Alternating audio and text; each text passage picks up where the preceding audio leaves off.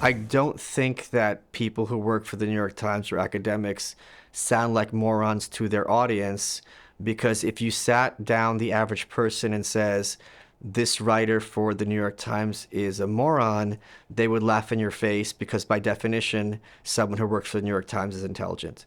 That is the extent of logic to the average person. Now, that is decreasing as fewer and fewer receive their information from outlets such as the New York Times, Fox, CNN, and so on and so forth. But we're taught since kindergarten that those who work for certain hallowed institutions who've been around for a long time, sure, they get it wrong sometimes, but they have a commitment to truth.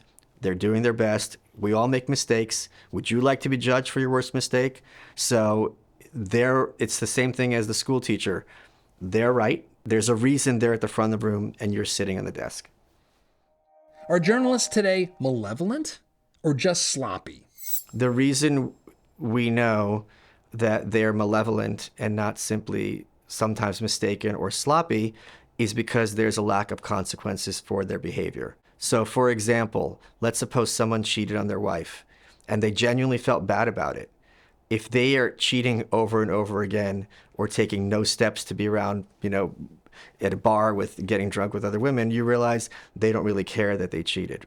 So you have people like Brian Williams who brazenly lied. You have people like Joyanne Reed who called the FBI and herself and then lied and said she didn't remember sending out those blog entries about gay baiting certain politicians.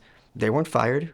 They weren't given any real consequences whatsoever. If I'm an organization dedicated to promulgating information and truth, and I have someone on my staff who has been untruthful in ways that most people would never dare to dream, and I still have them on my staff and shrug my shoulders, that tells me truth isn't my highest priority. If you see things like, for example, Julie Swetnick during the Kavanaugh hearings, they couldn't put her on TV fast enough when she accused Brett Kavanaugh of basically having these drunken gang parties. No one who put her on TV had any consequences for doing so. There was no kind of, oops, what have we done? So that's just one of myriad examples of brazen lies, such as categorizing the riots of 2020 as mostly peaceful, as fires burned in the background and things like this. So that's the difference between having a bias and an agenda.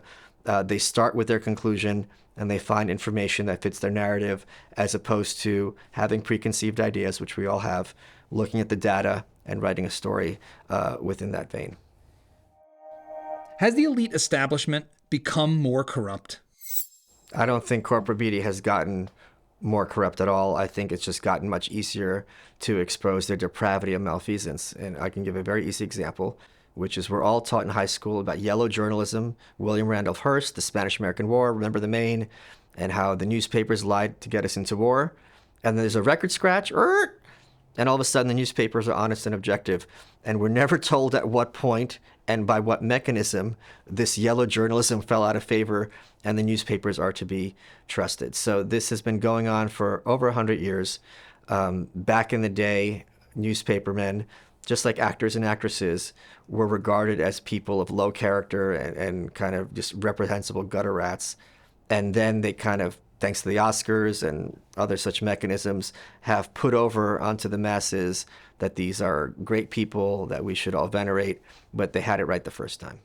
That's the thing that I think people don't appreciate. It's not simply that every word they say is a lie, including and the. It's that they also have a very strong incentive and need to crush opposition and to discredit anyone who has an opposing perspective. And we saw this for years when there was all this caterwauling about the fact that Fox, which certainly has an agenda of their own, exists at all.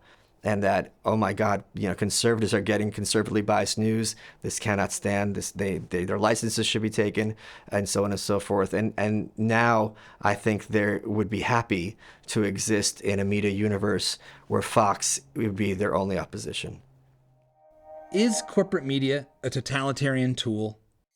Corporate America and corporate media very much has this idea of, we are going to tell you what is acceptable to think and what subjects are acceptable to talk about and what positions are acceptable to have. And anything outside of this is weird and therefore bad and therefore not what decent people think about or discuss.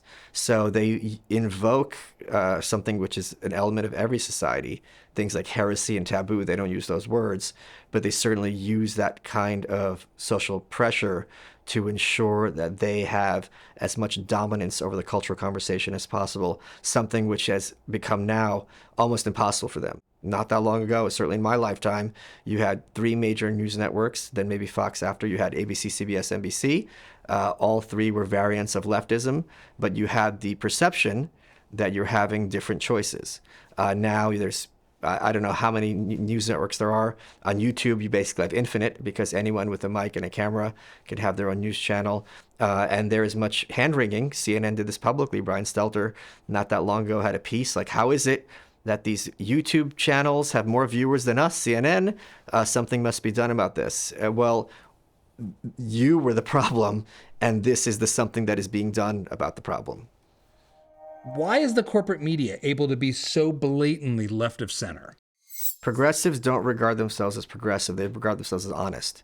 So the opposition to progressivism isn't, although it could ostensibly be called conservatism, whatever else you want to call it, it's dishonesty and stupidity. So they are not looking at it as, we're having a different point of view. We're looking at it as we're providing information and facts to our audience, whereas they're, the bad guys, are providing lies and propaganda. Why can't everyone see the corporate media's bias?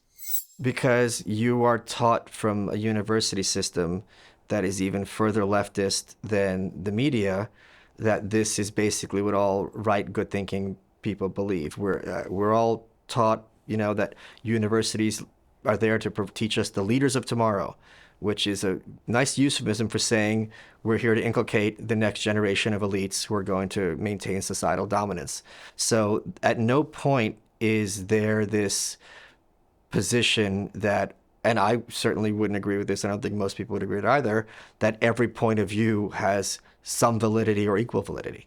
So they will say with a straight face, you've got the Bernie Sanders types and you've got the Hillary Clinton DLC types. So we're absolutely for disagreement and having a discussion on the issues. But past a certain point, that is where error lies, and these people are not to be listened to or trusted, and they don't have good intentions besides. Is the media really catering to only half the country? I would not say that politics is 50-50. That's either tautological, where it's just like, okay, you have two sides and one is one. But I don't think, even if you're going to divide America roughly into right or left, that both sides are either equally true or equally powerful or equally represented in the population. Certainly, they're not geographically equally represented. You're not going to have, in a city, 50% red, 50% blue, and the rural area, 50% red, 50% blue. And if both red and blue exist nationwide, that doesn't at all imply that they exist equally, that there's going to be 50% and 50%. Not to mention the idea that these terms are perfectly coherent, which is not necessarily the case either. There's many reasons people tend to vote Republican or tend to vote Democrat, and there's different reasons for different individuals as well. What do you think about the term fake news? I think, the term fake news was pretty effective for President Trump because it's kind of a vulgar, very in-your-face term.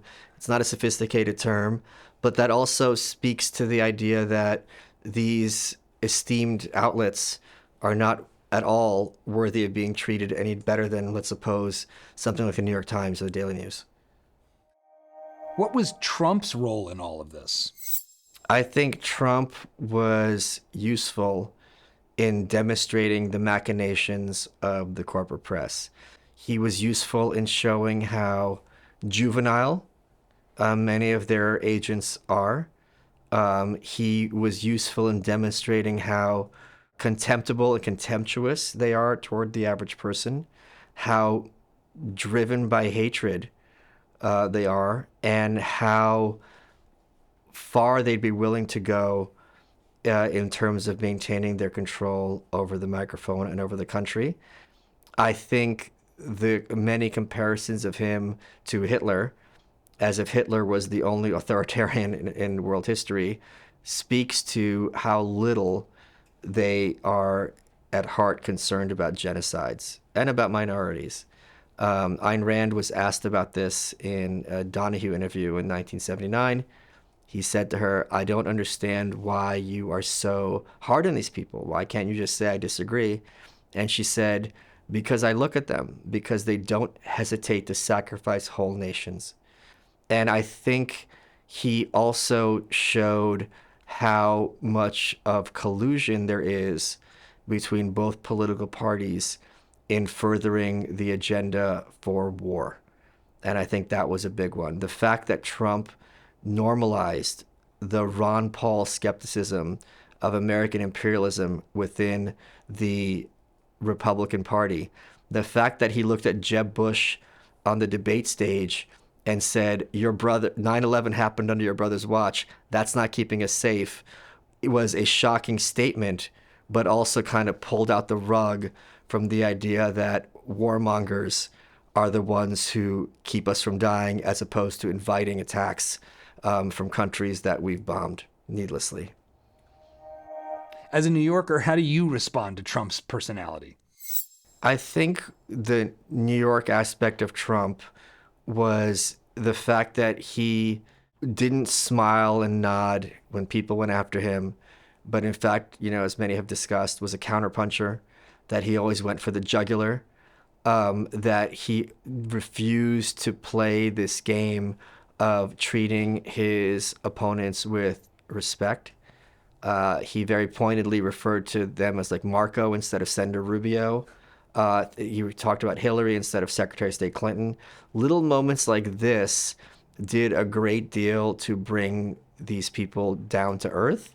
And again, so much of what is presented in corporate media is designed to imply that certain individuals should be treated with deference and respect, when in fact they should be treated with contempt at the very minimum. And that certainly applies to President Trump as well. Is Trump a kind of traitor to his fellow elite? I don't know that I would say Trump was a member of the elite in the sense of the political elite.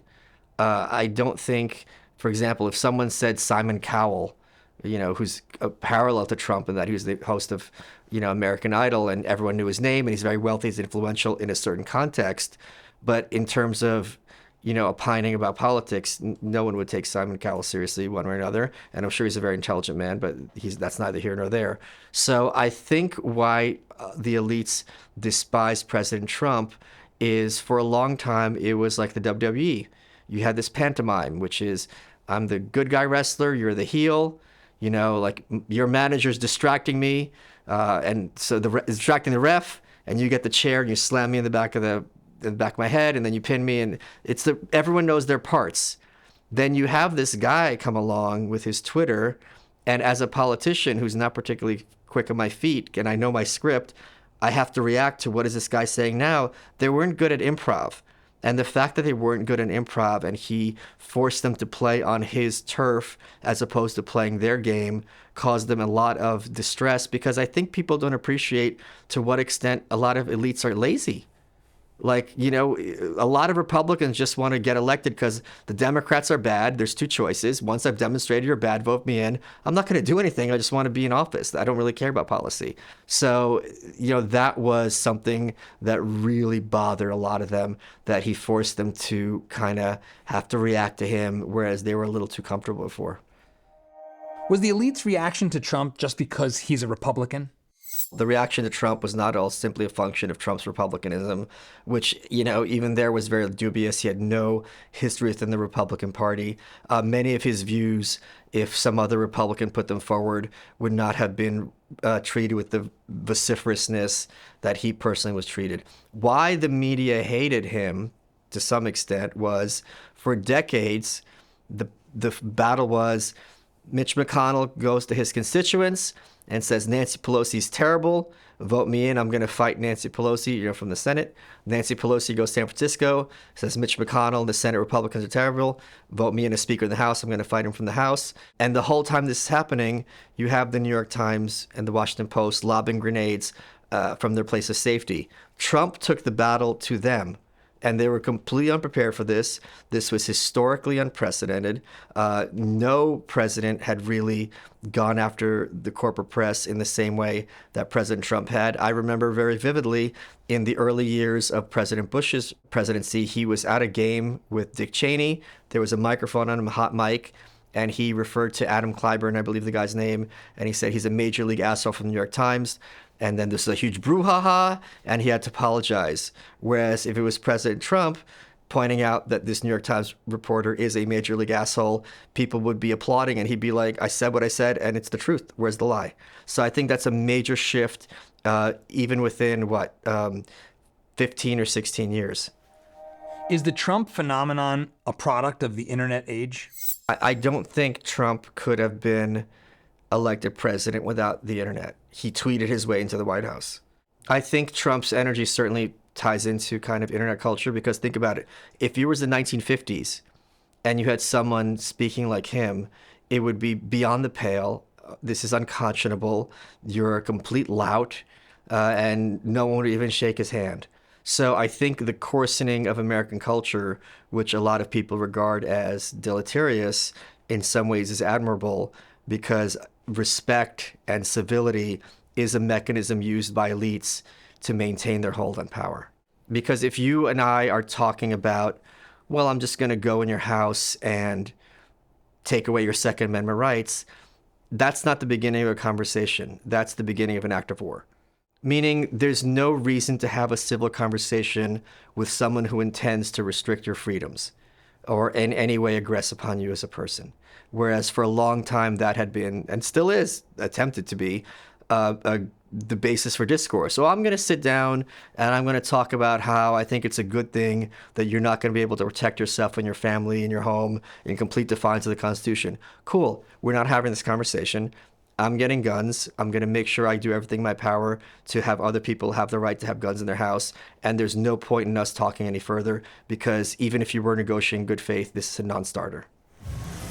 If you like this clip, it is part of a much longer conversation that is only available at dadsavesamerica.com. So head on over there and subscribe. It's our Substack, where you can get that and so much more. It's a great way to also keep track of everything we're doing here at Dad Saves America.